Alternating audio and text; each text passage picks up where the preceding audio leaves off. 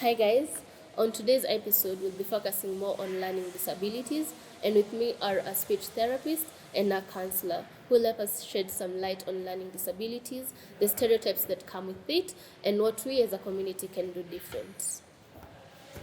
Hi, Hi, welcome to the show. thank you. Please tell us more about yourself. My name is Rose Kagendo. I'm a speech therapist currently practicing in Nairobi, Kenya. And yes, I deal mostly with children, the pediatric population. So I work with children with speech delays, children who stammer or stutter, and people with articulation or pronunciation issues or difficulties, and not forgetting individuals with learning disabilities. Oh, nice. Hi, Hi, please tell us more about yourself. my name is Mary Wairimu, and I'm a counselor who is also a trauma-informed practitioner. This means that I bring in the trauma perspective whenever dealing with issues in life. I'm located in Nairobi, but physically in Rongai. Oh, okay. Yes, and I've been facilitating virtual talk therapy sessions, Oh, especially nice. due to COVID. Oh, true. That is much needed, especially during this period. So, before the show, we reached out to our community and, to our viewers, let me say that, and we asked them what they'd like to know more about learning disabilities. So, they sent us a few questions, and that's what we'll be focusing on today. So, on to the first question. Yes. Someone asked, what is the difference between having a learning issue and having a learning disorder or disability? Ngina, please tell us. Thank you for the question. So, as we all know, learning is a process and which involves our brain, and each of our brains works differently. We all have different capacities and capabilities, our own strengths and weaknesses when learning. So, learning difficulties could be maybe a child or an adult or an adolescent who learns better in a different setting than the other. There is visual learners, there is tactile learners, there is slow learners, there are people who learn quicker. So those are learning difficulties. But a learning disorder or disability is a mental issue that actually affects the ability of a person to read, to write, to even translate and decode, make meaning of what they're reading, numbers and shapes and letters, at a mental level. Yeah, so that's Like the a difference. neurological level. Yes. Okay. Do you I have have nothing to add. to I'm add also on that? learning. Oh, okay, nice. Yeah. So our next question was, this is a parent who asked, how do I know my child has a learning disorder or the kid is just a slow learner? So, from my own perspective, I know, like we said, everybody has their strengths and their weaknesses when learning. So, every child will struggle with one thing or the other. But a child with a learning disorder, there's also red flags you can watch out for from when they are younger. They'll have maybe late talking, they'll be delayed in talking. They have word finding difficulties, maybe when they are talking and they are trying to find a word and they can't actually pinpoint which word it is. They have difficulties with remembering or recalling details and things like those.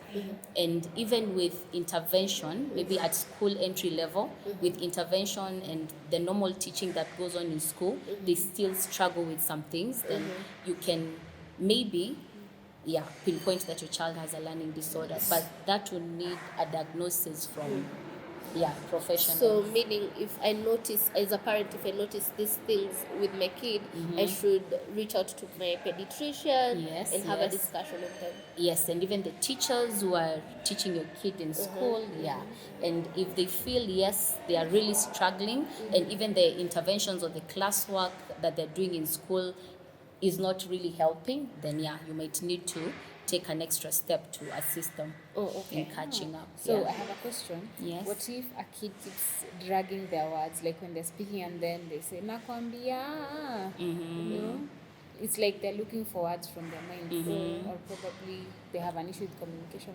There is an age where word finding is word finding difficulties are normal.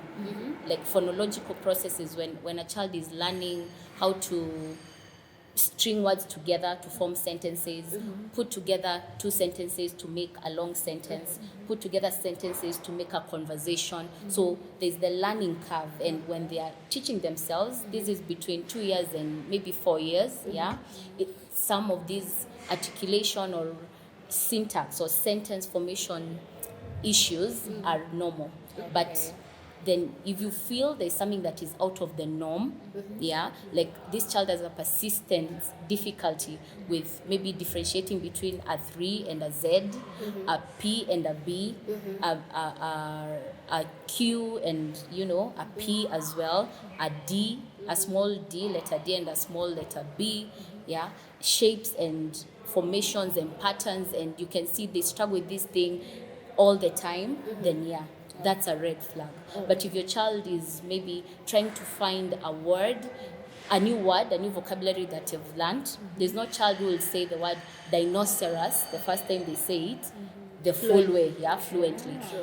So there's some normal errors, but if you feel that the error, you as a parent, you feel like they're struggling with something specific, and you've tried to intervene in your few ways, and even the teachers, and still there's a struggle, then yes, it could be an indication of a learning disorder. But then you need to consult with a teacher, a speech therapist maybe, and Which get an reminds me- assessment. This reminds me of the essence of a caregiver in a child's life, whereby they have to be fully immersed for them to notice such things.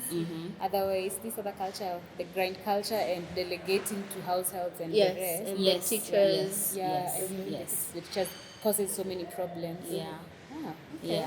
So a parent should be, a full-time parent, pay attention to your kid, not just the teachers, and the caregivers in the house, like nannies and whatnot. You as a parent should take part in your kids' developmental process so that you can notice these things And their learning journey, and actually look at what they can do well, and also pinpoint what their weaknesses are or what they're struggling with, and see how best you can help them with that. And if you find that they're really struggling despite your efforts, then maybe it's time for you to look for an expert opinion for intervention before.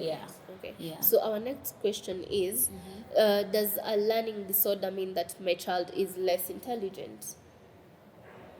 So no, actually, learning disorders affect people of average and even over average intelligence, IQ.